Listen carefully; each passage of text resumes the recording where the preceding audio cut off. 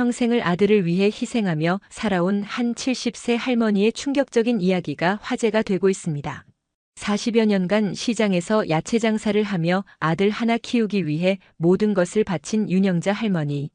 그런데 남편이 세상을 떠난 후 평생 모은 재산과 집까지 모두 사라져버렸다고 합니다. 더욱 충격적인 것은 이 모든 일의 배후에 그토록 사랑했던 친아들이 있었다는 사실입니다. 고시원으로 내몰린 할머니가 어떻게 인생 최대의 위기를 극복하고 진짜 자유를 찾게 되었는지 과연 무슨 일이 있었던 걸까요? 지금부터 여러분께 그 놀라운 반전의 이야기를 전해드리겠습니다. 여기서 잠깐 더 많은 이야기와 재미있는 콘텐츠를 놓치지 않으시려면 지금 바로 구독과 좋아요를 눌러주세요. 여러분의 관심이 저희 채널에게 큰 힘이 됩니다.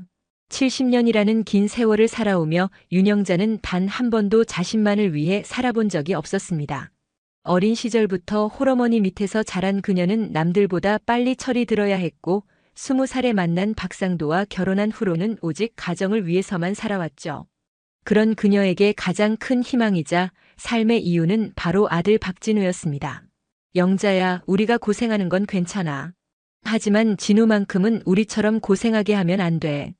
남편 상도가 새벽 5시에 일어나 시장으로 향하며 했던 말이 아직도 귓가에 맴돌았어요. 40여 년간 부부는 새벽부터 밤늦게까지 시장에서 야채 장사를 하며 아들 하나 키우는데 모든 것을 바쳤습니다. 손이 갈라져 피가 나도 무거운 야채 상자를 옮기다 허리가 끊어질 것 같아도 참았어요. 진우가 명문대에 들어가고 대기업에 취직하고 좋은 집안 딸과 결혼하는 모습을 보는 것이 그들의 유일한 꿈이었으니까요. 그 꿈은 하나씩 현실이 되었습니다. 진우는 서울대학교 경영학과에 진학했고 졸업 후 대기업에 취직해 과장까지 승진했어요. 그리고 30대 초반에 같은 회사 후배인 장혜린과 결혼까지 했죠. 혜린은 서울 강남구에서 자란 엘리트 집안 출신으로 외국어를 유창하게 구사하고 세련된 매너를 갖춘 여성이었습니다. 어머님, 아버님 정말 고생 많이 하셨어요.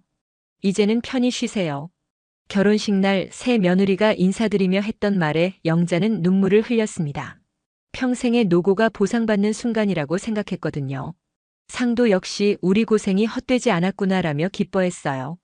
진우 부부는 서울 강남구에 35평짜리 아파트를 샀고 영자와 상도는 계속 시장 근처 20평 남짓한 낡은 집에서 살았습니다.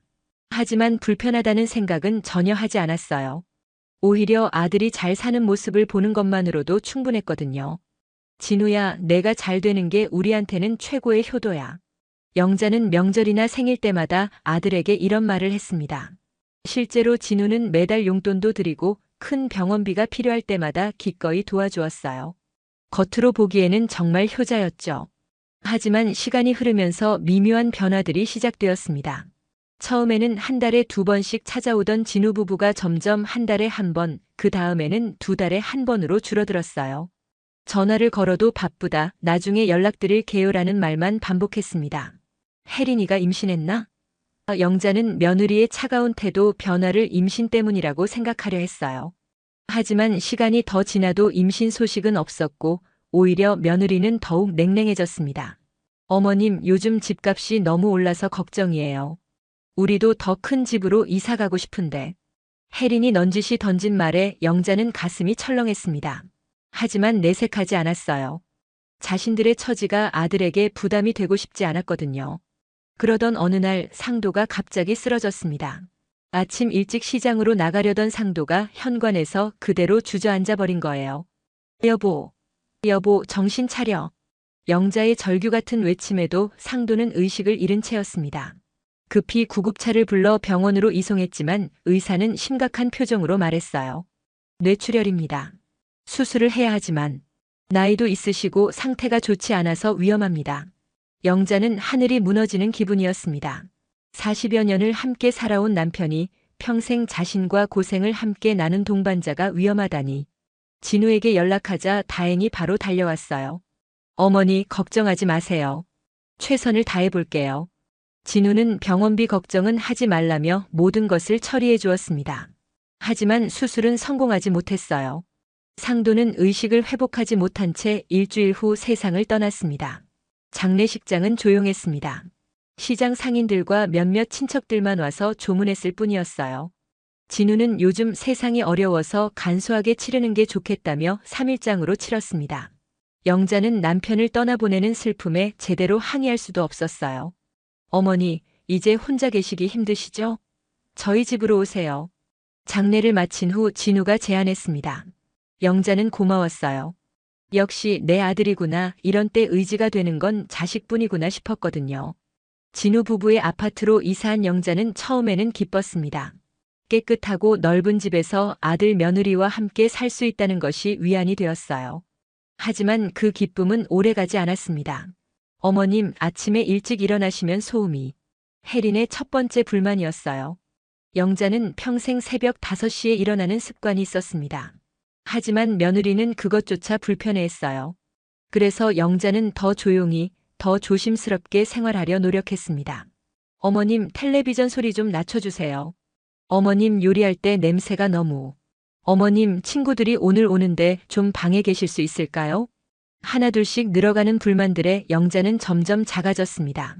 이 집에서 자신이 환영받지 못한다는 걸 느꼈거든요. 그래도 참았어요. 아들이 자신을 받아준 것만으로도 감사했으니까요. 하지만 결정적인 순간이 찾아왔습니다. 어느 날 밤 영자가 화장실에 가려다 우연히 들은 진우 부부의 대화였어요. 당신 언제까지 어머니를 모실 거야? 나는 정말 힘들어. 혜린아, 조금만 참아. 어머니도 많이 조심하시잖아. 조심한다고? 매일 눈치 보이는 거 모르겠어? 우리 생활이 완전히 달라졌다고. 친구들도 못 부르겠고 편하게 지낼 수도 없고. 영자는 화장실 앞에서 발이 얼어붙었습니다. 며느리의 목소리에는 진심 어린 짜증과 불만이 가득했어요. 그러면 어떻게 해? 어머니를 내쫓을 수는 없잖아. 양로원이라도 알아보면 안 될까? 요즘은 시설도 좋다던데. 혜린아, 그런 말 하지 마. 우리가 모셔야지. 모시긴 뭘 모셔? 당신만 착한 척하지 마. 나는 정말 한계야. 영자는 조용히 자신의 방으로 돌아갔습니다. 잠들기 전까지 계속 울었어요. 40여 년 키운 아들을 위해 평생을 바쳤는데 결국 짐이 되어버린 자신이 너무나 서러웠거든요. 다음 날 아침 영자는 진우에게 말했습니다. 진우야, 나 원래 집으로 돌아가겠다. 어머니, 왜 갑자기 그러세요? 여기서 편히 지내세요. 아니다. 나는 내 집이 그립구나. 혼자 살아도 괜찮아. 진우는 만류했지만 영자의 의지는 확고했습니다. 사실은 며느리와의 갈등 때문이었지만 아들에게 그 이유를 말할 수는 없었어요. 아들 부부 사이를 어긋나게 하고 싶지 않았거든요. 영자가 짐을 싸서 원래 집으로 돌아간 지 일주일 후였습니다. 은행에서 온 전화 한 통이 그녀의 인생을 완전히 바꿔놓았어요. 고객님, 잔액 조회 요청하신 계좌가 타인 명의로 변경되어 있습니다. 네? 무슨 말씀이세요? 박상도님과 윤영자님 공동 명의였던 계좌가 현재 박진우님 단독 명의로 변경되어 있네요. 영자는 전화기를 놓을 뻔했습니다. 평생 모은 돈 3억 원이 들어있던 계좌가 아들 명의로 바뀌어 있다니. 혹시 실수가 아닐까 싶어 은행에 직접 찾아갔지만 현실은 더욱 충격적이었어요. 고객님, 여기 위임장이 있습니다. 고객님께서 직접 서명하셨다고 되어 있는데요. 은행 직원이 보여준 서류에는 분명 영자의 이름이 적혀 있었습니다. 하지만 그 글씨체는 영자의 것이 아니었어요. 이건 내 글씨가 아닙니다. 나는 이런 서류에 서명한 적이 없어요. 하지만 고객님, 신분증 사본도 있고 모든 절차가 정상적으로 진행되었습니다. 영자는 무릎이 꺾이는 기분이었습니다. 보험회사에 문의해보니 상황은 더욱 심각했어요. 남편과 자신이 가입했던 생명보험까지 모두 진우가 수익자로 변경되어 있었거든요. 어머니, 무슨 일로 오셨어요? 그날 저녁 영자는 진우의 집으로 찾아갔습니다. 아들은 평상시와 다름없는 표정으로 맞아주었어요. 진우야, 은행 계좌가 내 이름으로 바뀌어 있다던데. 아, 그거요? 어머니께서 서명해 주신 거잖아요. 세금 문제도 있고 해서 제가 관리하는 게 좋다고 하셨잖아요. 나는 그런 기억이 없는데. 진우의 표정이 미묘하게 변했습니다. 어머니, 나이 드시면 기억력이 좀 그럴 수 있어요. 걱정하지 마세요. 제가 잘 관리해 드릴게요. 아니야, 진우야. 나는 분명히. 어머님, 무슨 일이세요? 혜린이 나타났습니다. 그녀의 표정에는 귀찮다는 기색이 역력했어요. 혜리나 어머니가 계좌 일로 걱정하고 계시는데. 아, 그 일이요? 어머님께서 직접 서명하신 거잖아요. 저도 옆에서 봤는걸요. 혜린까지 거짓말을 하고 있었습니다. 영자는 현기증이 날 것 같았어요. 자신이 키운 아들이 그리고 며느리가 함께 자신을 속이고 있었거든요. 너희들이 정말 그렇게 생각하니? 영자의 목소리는 떨리고 있었습니다. 어머니, 제가 어머니 돈을 훔칠 사람인 줄 아세요? 그냥 세금 문제 때문에 명의만 바꾼 거예요. 필요하시면 언제든 말씀하세요. 하지만 영자는 알고 있었습니다. 이미 선을 넘었다는 것을, 아들이 자신의 평생 재산을 가로채기 위해 서류를 위조했다는 것을, 그리고 며느리까지 그 일에 동참했다는 것을 말이에요. 그날 밤 영자는 잠들지 못했습니다. 남편의 사진을 붙잡고 하염없이 울었어요. 여보, 우리가 뭘 잘못했나? 아들을 위해서 그렇게 희생했는데. 이게 우리가 받을 대가인가? 70년의 인생에서 가장 절망적인 밤이었습니다. 1장이 완성되었습니다. 다음 2장을 이어서 작성하시겠습니까? 2장 몰락과 절망의 나락. 이틀 후 영자에게 더욱 충격적인 소식이 기다리고 있었습니다. 집 문서까지 아들 이름으로 넘어가 있었던 거예요. 구청에서 온 통지서를 받아본 영자는 그 자리에서 주저앉고 말았습니다. 재개발 구역으로 지정되었으니 토지 보상금은 소유주에게 지급됩니다. 20평 남짓한 낡은 집이었지만 그곳은 영자와 상도가 40여 년간 살아온 터전이었어요. 그런데 언제부터인지 그 집마저 진우 명의로 바뀌어 있었습니다. 보상금은 대략 4억 원 정도로 예상된다고 했어요. 영자는 떨리는 손으로 진우에게 전화를 걸었습니다. 진우야, 집 문서도 내 이름으로 되어 있다는데. 어머니, 그것도 세금 때문이에요. 상속세 문제가 복잡해서 미리 정리한 거라고 말씀드렸잖아요. 하지만 나는 그런 서류에 서명한 기억이. 어머니, 또 그러세요? 정말 걱정이에요. 혹시 치매 검사라도 받아보셔야 하는 거 아닌가요? 진우의 목소리에는 짜증이 섞여 있었습니다. 치매라는 말까지 들은 영자는 말문이 막혔어요.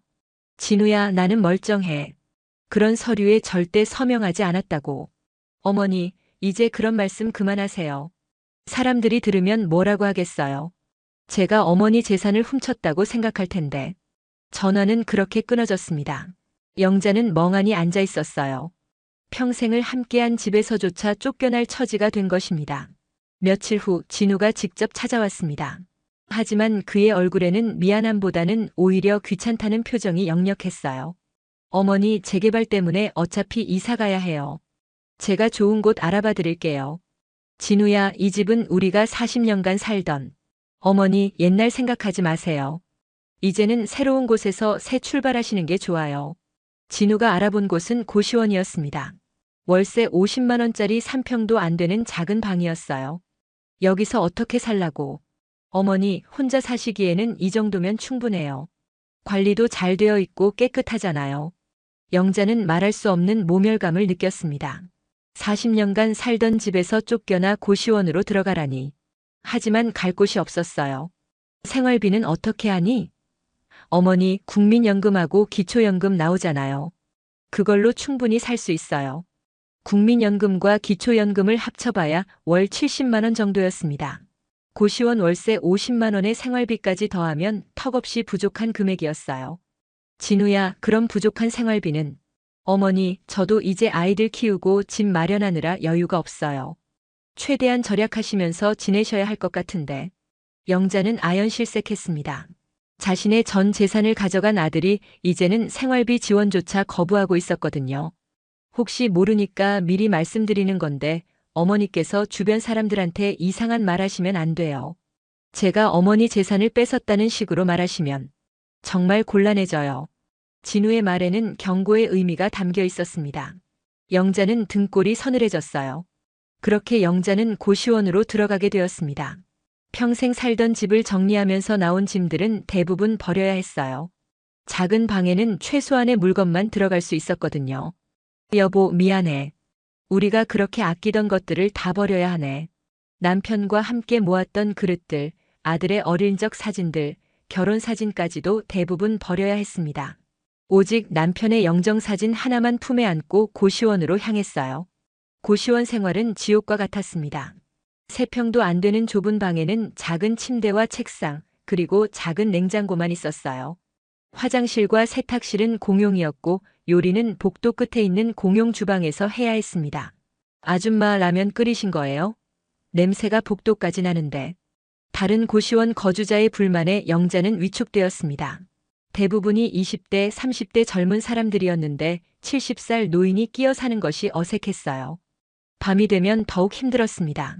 옆방에서 들려오는 큰 음악 소리, 복도를 오가는 발소리, 전화 통화하는 목소리들 때문에 잠을 이룰 수 없었거든요.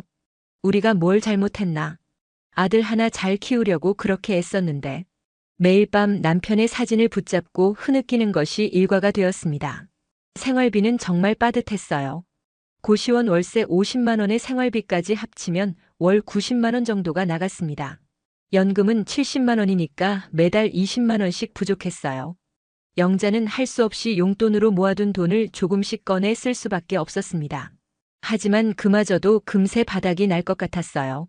일자리라도 구해야 하나. 70살 노인을 받아줄 곳이 어디 있을까 싶었지만 그래도 여기저기 알아봤습니다.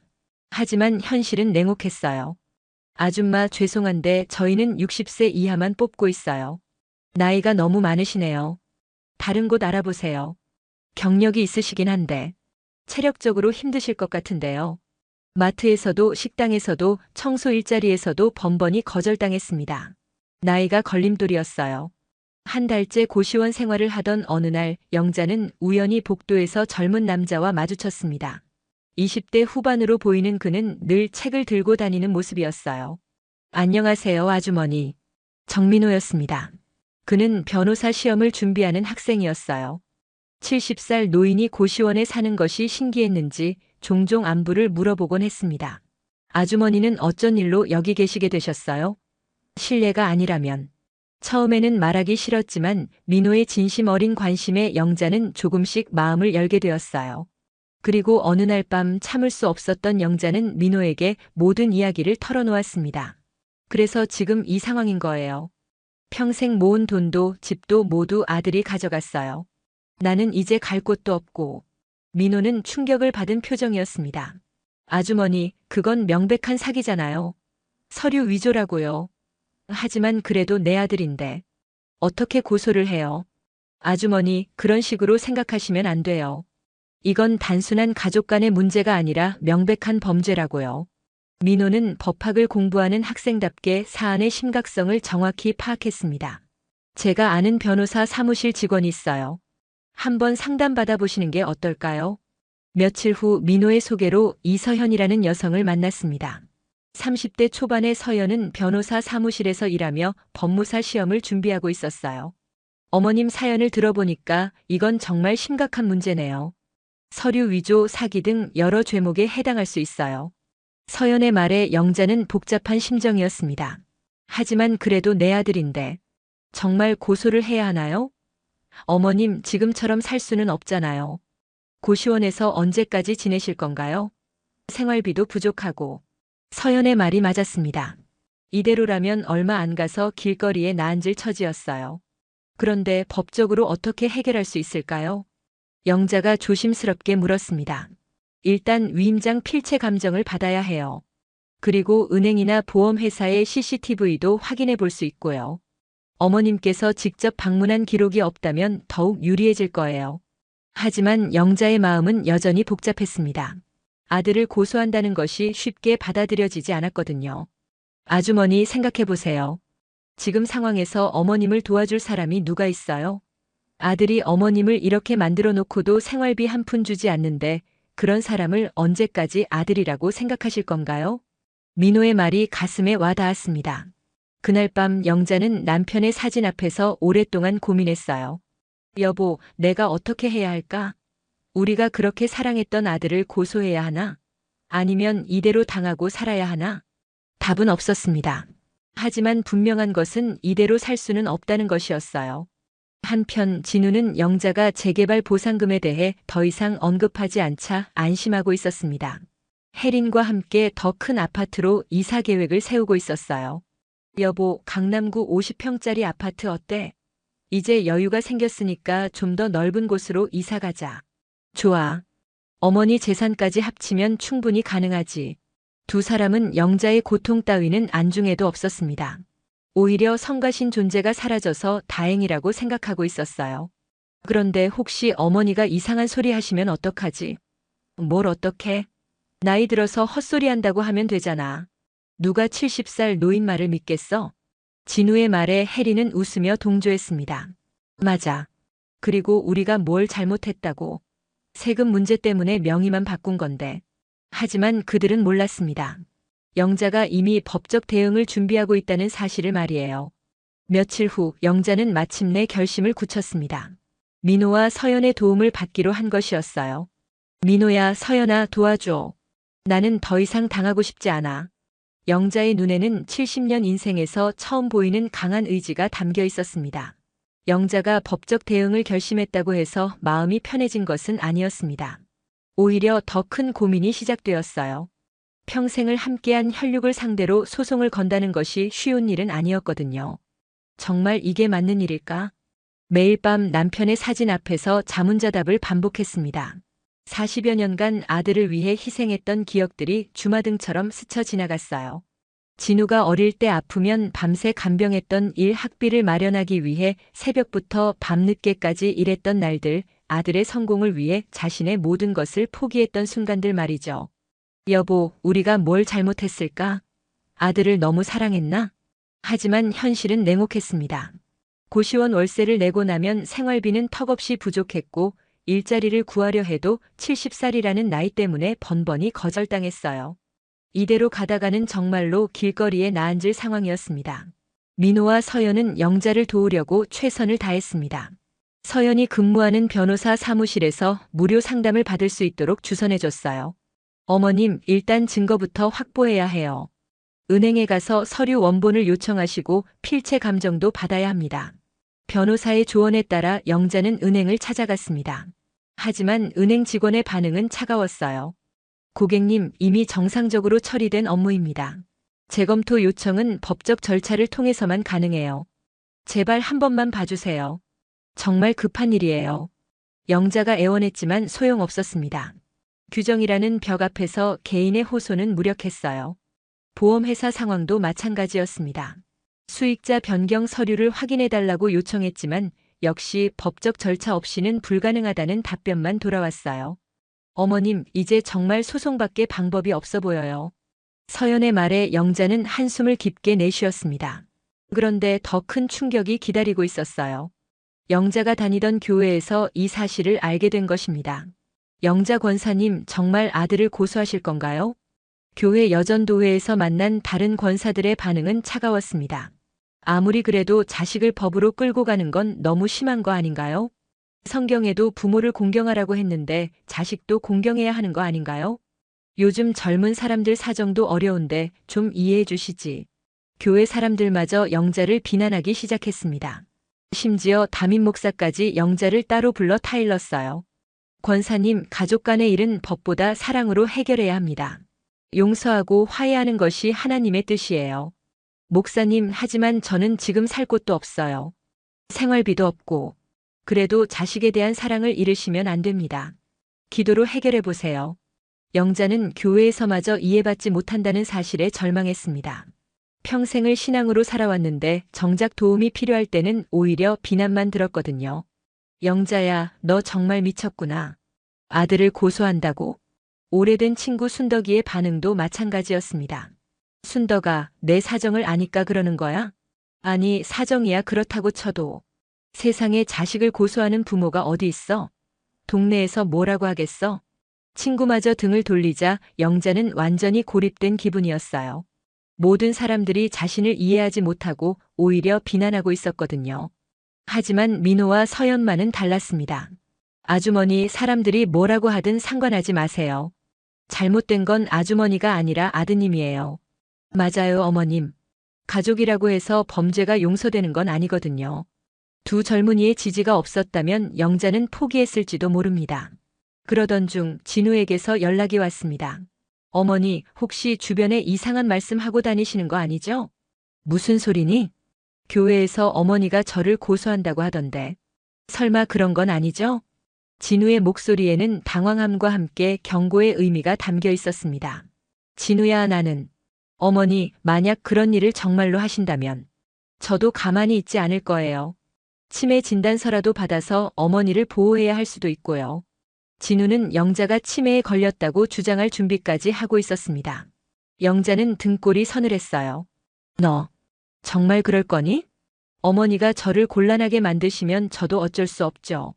전화를 끊은 후 영자는 한동안 멍하니 앉아 있었습니다. 아들이 자신을 치매 환자로 만들어버릴 수도 있다는 위협까지 했거든요. 어머님, 무슨 일 있으셨어요?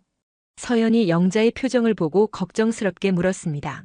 아들이 나를 치매 환자로 만들겠다고 위협하는구나. 뭐라고요? 그건 또 다른 범죄 행위예요. 허위 진단서 작성이라고요. 민호가 분노했습니다. 어머님, 이제 정말 더 이상 물러설 수 없어요. 아드님이 선을 완전히 넘었다고요. 하지만 영자는 여전히 망설여졌습니다. 세상 모든 사람이 자신을 비난하는 상황에서 정말로 아들과 맞서 싸울 수 있을까 싶었거든요. 며칠 후 결정적인 사건이 일어났습니다. 고시원 월세를 내지 못한 영자에게 퇴거 통보가 온 것이었어요. 소송 문제로 여기저기 알아보느라 이번 달 고시원비를 내지 못한 거였죠. 아주머니, 죄송한데 이번 달 월세를 못 내시면 나가셔야 해요. 일주일만 더 기다려주세요. 제발. 아니에요, 규정이에요. 다른 분들도 기다리고 있거든요. 영자는 정말로 길거리에 나앉을 위기에 처했습니다. 그때 민호가 나섰어요. 사장님, 제가 대신 내드릴게요. 아주머니는 저희 가족 같은 분이에요. 민호야, 어떻게 내가? 어머님, 걱정하지 마세요. 제가 아르바이트에서 번 돈이 있어요. 민호는 자신의 생활비를 아껴서 영자의 월세를 대신 내줬습니다. 서현도 자신의 용돈을 모아서 영자의 생활비를 도왔어요. 얘들아, 미안해. 너희들까지 고생시키는구나. 어머님, 그런 말씀하지 마세요. 우리는 가족이잖아요. 서연의 말에 영자는 눈물을 흘렸습니다. 혈육인 아들은 자신을 버렸는데 남남인 이 젊은이들이 가족처럼 돌봐주고 있었거든요. 그날 밤 영자는 마침내 확고한 결심을 했습니다. 여보, 나 이제 정말 싸울 거야. 더 이상 당하지 않겠어. 내 권리는 내가 지킬 거야. 남편의 사진에 대고 다짐했습니다. 다음 날 영자는 민호와 서현과 함께 변호사 사무실을 찾아갔어요. 이번에는 정식으로 사건을 의뢰하기 위해서였습니다. 변호사님, 제가 아들을 고소하고 싶습니다. 변호사는 영자의 의지가 확고하다는 것을 확인한 후 사건을 맡기로 했어요. 어머님, 쉽지 않은 싸움이 될 거예요. 상대방은 경제력도 있고 사회적 지위도 있으니까요. 괜찮습니다. 저는 진실을 믿어요. 영자의 목소리에는 흔들림이 없었습니다. 그럼 일단 필체 감정부터 시작하죠. 그리고 은행의 CCTV 자료도 확보해야 하고요. 소송 준비가 본격적으로 시작되었습니다. 필체 감정 결과는 명백했어요. 위임장의 서명이 영자의 것이 아니라는 것이 과학적으로 증명되었거든요. 어머님, 필체 감정 결과가 나왔어요. 완전히 다른 사람이 쓴 게 확실해요. 정말인가요? 네, 이제 유리한 증거가 하나 생겼어요. 하지만 진우 측도 가만히 있지 않았습니다. 변호사를 선임해서 맞대응에 나선 것이었어요. 원고의 주장은 근거가 부족합니다. 고령으로 인한 기억력 저하가 의심되는 상황이고 진우의 변호사는 영자를 치매 환자로 몰아가려 했습니다. 그렇다면 치매 검사를 받아보시죠. 영자 측 변호사의 제안에 영자는 기꺼이 응했어요. 검사 결과 영자는 정상이었습니다. 오히려 같은 연령대보다 인지 능력이 우수하다는 결과가 나왔어요. 어머님, 치매 검사에서 정상 판정 받으셨어요. 이제 상대방의 주장은 힘을 잃었죠. 점점 영자 측에 유리한 증거들이 쌓여갔습니다. 은행 CCTV에서도 영자가 직접 방문한 기록이 없다는 것이 확인되었어요. 하지만 소송 과정은 영자에게 큰 고통이었습니다. 법정에서 아들과 마주 앉아 다투어야 한다는 것 자체가 마음을 찢어놓았거든요. 어머니, 정말 이렇게까지 하실 건가요? 법정에서 진우가 마지막으로 호소했습니다. 진우야, 나는 내가 잘못을 인정하고 사과하기만 해도 용서할 준비가 되어 있었어. 하지만 너는 끝까지 거짓말만 했잖니. 영자의 대답에 진우는 말이 없었습니다. 법정에서의 마지막 변론이 끝나고 판결을 기다리는 동안 영자는 복잡한 심정이었습니다. 한편으로는 진실이 밝혀질 것이라는 희망이 있었지만 다른 한편으로는 아들과의 관계가 완전히 끝장날 것이라는 두려움도 있었거든요. 어머님 걱정하지 마세요. 증거가 너무 명확해요. 서연이 위로했지만 영자의 마음은 편하지 않았어요. 승소한다고 해도 과연 행복할 수 있을까 하는 의문이 들었거든요. 판결일이 다가오던 어느 날 진우에게서 뜻밖의 연락이 왔습니다. 어머니, 만나서 이야기할 수 있을까요? 오랜만에 들은 아들의 목소리는 많이 지쳐 있었어요.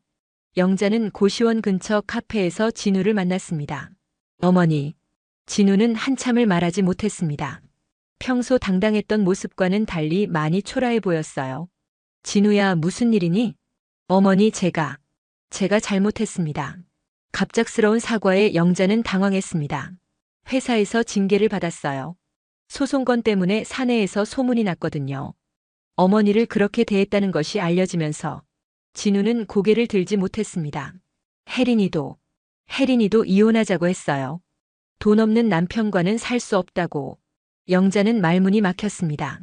아들의 인생이 완전히 무너지고 있었거든요. 어머니, 정말 죄송합니다. 제가 정신이 나갔었어요. 돈에 눈이 멀어서. 진우는 눈물을 흘리며 무릎을 꿇었습니다. 합의해 주세요. 모든 재산 다 돌려드릴게요. 그러니까 제발. 하지만 영자의 마음은 이미 변해 있었습니다. 너무 늦은 사과였어요. 진우야, 내가 진작에 이런 마음이었다면 좋았을 텐데. 어머니, 기회를 한 번만 더 주세요. 제가 정말 잘못했어요. 진우야, 나는 내가 돈을 가져간 것보다 나를 치매 환자로 만들려고 했던 것이 더 상처였어. 그리고 무엇보다. 영자는 잠시 말을 멈췄습니다. 무엇보다 나를 인간 취급하지 않았던 것이 제일 아팠다. 진우는 더 이상 변명할 수 없었습니다. 조건이 있어. 앞으로 우리는 남남으로 살자. 내가 재산을 돌려주면 나는 소송을 취하겠지만 우리 관계는 여기서 끝이야. 어머니. 나는 더 이상 내 어머니가 아니고 너도 내 아들이 아니야. 서로 모르는 사람으로 살자. 영자의 말에 진우는 아무 말도 할 수 없었습니다. 며칠 후 진우는 모든 재산을 영자에게 돌려주었습니다. 예금과 보험금 그리고 재개발 보상금까지 모두 원상복구되었어요. 총 8억 원 정도의 재산이었습니다. 어머님, 정말 잘 됐네요. 민호와 서연이 기뻐했지만 영자는 기쁘다기보다는 허탈했어요. 돈을 되찾기는 했지만 아들을 잃었다는 상실감이 컸거든요. 얘들아, 고마워. 너희가 없었다면 나는 정말 어떻게 됐을지 몰라. 어머님, 저희야말로 어머님께 많이 배웠어요. 정의가 뭔지 용기가 뭔지 말이에요. 서연의 말에 영자는 미소를 지었습니다. 비록 아들은 잃었지만 진짜 가족 같은 사람들을 얻었다는 생각이 들었거든요. 영자는 재산을 되찾았지만 원래 집으로 돌아가지는 않았습니다. 그 집에는 아들과의 아픈 기억들이 너무 많이 남아 있었거든요. 대신 깔끔한 원룸을 얻어서 새로운 출발을 시작했어요. 이제 정말 내 집이구나. 15평 남짓한 작은 원룸이었지만 영자에게는 궁전처럼 느껴졌습니다. 자신의 의지로 선택한 첫 번째 집이었거든요. 영자는 새로운 취미도 시작했습니다. 복지관에서 운영하는 요리 교실에 등록한 것이었어요. 영자 선생님, 정말 손맛이 좋으시네요. 젊은 수강생들이 감탄했습니다. 40여 년간 시장에서 음식을 다뤄온 경험이 빛을 발했어요. 혹시 우리 식당에서 아르바이트 하실 생각 없으세요? 요리 교실에서 만난 식당 사장이 제안했습니다. 70살 나이에 새로운 일자리를 얻게 된 것이었어요. 주방 보조로 주 3일만 나오시면 돼요. 월 80만 원 정도 드릴 수 있고요. 돈이 필요해서가 아니라 보람을 느끼고 싶어서 영자는 그 제안을 받아들였습니다. 어르신, 정말 일 잘하시네요. 젊은 사람들보다 훨씬 꼼꼼하시고. 식당에서도 영자는 인정받았습니다. 평생 쌓아온 경험과 성실함이 빛을 발했거든요. 한편 민호는 드디어 변호사 시험에 합격했습니다. 어머님, 합격했어요. 민호가 기쁨에 들떠서 영자에게 달려왔어요. 정말 축하한다, 민호야. 영자는 민호를 친아들처럼 기뻐해 주었습니다. 어머님 덕분이에요. 어머님 사건을 도우면서 법의 의미를 정말로 깨달았거든요. 민호는 앞으로 서민들을 위한 변호사가 되겠다고 다짐했어요. 서현도 법무사 시험에 합격해서 독립할 준비를 하고 있었습니다. 어머님, 저희 사무실 간판에 어머님 이름도 넣을까요? 윤영자 법무사 사무실 어때요? 서연이 농담처럼 말했지만 영자는 진지하게 생각해 봤어요. 그것도 괜찮겠다. 내 이름으로 된 사무실이라니. 세 사람은 작은 파티를 열었습니다. 비록 혈연은 아니지만 진짜 가족보다 더 가까운 사이가 된 것이었어요. 어머님, 이제 정말 새로운 인생이 시작되셨네요. 민호의 말에 영자는 고개를 끄덕였습니다. 그렇구나. 70년을 살았지만 내 인생은 이제야 시작되는 것 같아. 영자는 머리를 짧게 자르고 염색도 했습니다. 70년간 한 번도 해보지 못했던 일이었어요. 어머님, 완전히 다른 사람 같아요. 훨씬 젊어 보이세요. 서연이 감탄했습니다. 그러게. 거울을 봐도 내가 아닌 것 같아. 영자는 새로운 자신의 모습이 신기했어요. 어느 날 영자는 우연히 진우를 마주쳤습니다. 마트에서 장을 보다가 맞닥뜨린 것이었어요. 어머. 진우가 부르려다 말을 멈췄습니다. 영자가 차가운 눈빛으로 바라보고 있었거든요. 진우는 많이 초라해 보였습니다. 혼자 장을 보는 모습이 쓸쓸해 보였어요. 아마 혜린과의 이혼을 한 것 같았습니다. 영자는 할 말이 없었습니다. 정말로 남남이 되어버린 것이었어요. 영자는 그렇게 자리를 떠났습니다. 뒤돌아보지도 않았어요. 집에 돌아온 영자는 남편의 사진 앞에 앉았습니다. 여보, 나 이제 정말 자유로워졌어. 아무에게도 구속받지 않고 아무에게도 의존하지 않는 진짜 내 인생을 사는 거야. 남편의 사진이 미소 짓는 것 같았습니다. 걱정하지 마. 나는 이제 괜찮아. 민호랑 서연이 있으니까 외롭지도 않고. 영자는 평생 처음으로 자신만을 위한 계획을 세우기 시작했습니다. 여행도 가고 싶고 배우고 싶은 것도 많았어요. 내년에는 제주도 여행을 가볼까? 아니면 부산 바다라도. 70년간 한 번도 여행다운 여행을 가본 적이 없었는데 이제는 마음만 먹으면 언제든 갈 수 있었거든요. 복지관에서 새로운 친구들도 사귀었습니다. 혼자 사는 노인들끼리 서로 안부를 묻고 지내는 것이 즐거웠어요. 영자 씨, 오늘 저녁에 우리 집에서 맛있는 거 해 먹을까요? 좋아요. 제가 김치찌개 끓여갈게요. 소소한 일상이지만 행복했습니다. 누구 눈치 보지 않고 자신이 하고 싶은 것을 하며 사는 것이 이렇게 즐거운 일인 줄 몰랐거든요. 어느 일요일 오후 민호와 서연이 영자를 찾아왔습니다. 어머님, 오늘 날씨도 좋은데 나들이 가실까요? 그래, 어디로 갈까? 한강공원 어때요? 피크닉 도시락도 싸서 가고요. 세 사람은 손수 도시락을 싸서 한강으로 향했습니다. 영자에게는 평생 첫 번째 피크닉이었어요. 어머님, 정말 행복해 보이세요. 서연이 말했습니다.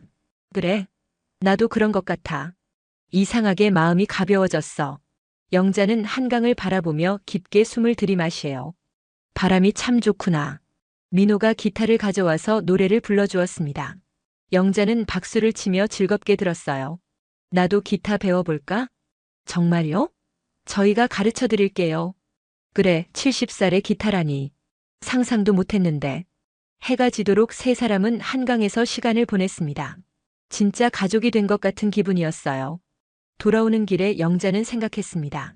혈연이라는 이름으로 자신을 속이고 상처 준 아들보다 진심으로 자신을 아껴주는 이 젊은이들이 진짜 가족이라는 것을 말이에요. 민호야, 서연아, 고마워. 너희 덕분에 나는 새로운 인생을 살게 되었어. 어머님, 저희야말로 어머님께 더 많이 배웠어요. 진짜 강함이 무엇인지, 진짜 사랑이 무엇인지요. 집에 도착한 영자는 거울을 보며 미소를 지었습니다. 예전에 초라하고 위축된 모습은 온데간데 없고 자신감 넘치는 여성이 서 있었어요. 이제 정말 내 인생이구나. 그날 밤 영자는 남편의 사진에게 마지막 인사를 했습니다. 여보, 고마웠어. 그동안 함께 해줘서. 이제 나는 혼자서도 잘 살 수 있을 것 같아. 그러니까 편히 쉬어. 남편의 사진을 정중히 모셔두고 영자는 새로운 꿈을 꾸기 시작했어요. 다음 날부터 영자는 더욱 적극적으로 새로운 일들에 도전했습니다. 컴퓨터도 배우고 스마트폰 사용법도 익혔어요. 어머님, 정말 빨리 배우시네요. 젊은 강사가 감탄했습니다. 늦게 시작한 만큼 더 열심히 해야지. 영자는 새로운 것을 배우는 재미에 빠져들었습니다. 민호와 서연은 각자의 꿈을 이루어 나가면서도 영자를 잊지 않았어요. 일주일에 한 번씩은 꼭 만나서 안부를 확인했습니다. 어머님이 우리의 진짜 가족이에요. 세 사람은 혈연을 뛰어넘은 진정한 가족이 되었습니다. 어느 날 저녁 영자는 발코니에서 노을을 바라보며 생각했어요. 70년을 살아오면서 진짜 내 인생은 이제 시작되는구나. 더 이상 누구를 위해 사는 것이 아니라 자신을 위해 사는 살. 그것이 영자가 70년 만에 찾은 진짜 자유였습니다. 내일은 또 어떤 새로운 일이 기다리고 있을까? 영자의 눈에는 미래에 대한 기대와 희망이 가득했습니다. 인생의 재탄생, 그것은 나이에 상관없이 언제든 가능한 일이라는 것을 몸소 증명해 보인 것이었어요. 저녁 하늘에 떠오른 별들을 바라보며 영자는 깊은 만족감을 느꼈습니다. 비로소 찾은 진짜 자신의 인생이었거든요. 지금까지 영자 할머니의 이야기였습니다. 시청해 주셔서 감사합니다.